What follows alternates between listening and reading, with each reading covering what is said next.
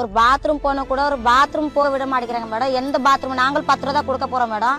ஆனாலும் ஏமா இங்க தண்ணி ஊத்திங்களா, கழுவுவீங்களா, கழிப்போ நாங்க முதல்ல போறோம் அப்படி அசிங்கமா கேக்குறாங்க. எங்களால அந்த பதில சொல்ல முடியல.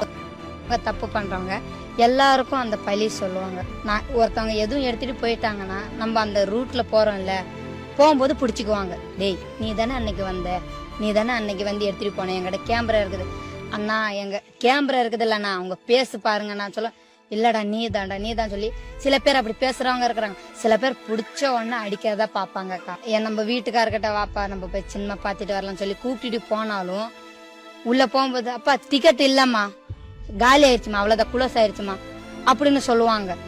ஆனா எங்களுக்குள்ள பின்னாடி வர்றவங்க உங்களை மாதிரி ஆளுங்க வந்தா அவங்களுக்கு விட்டுடுறாங்க உள்ள. அப்ப நாங்க கேட்டியும் இருக்கிறோம், ஏன்னா நாங்களும் மனுஷங்க தானே, எங்களுக்கும் பாக்கிறதுக்கு இல்லம்மா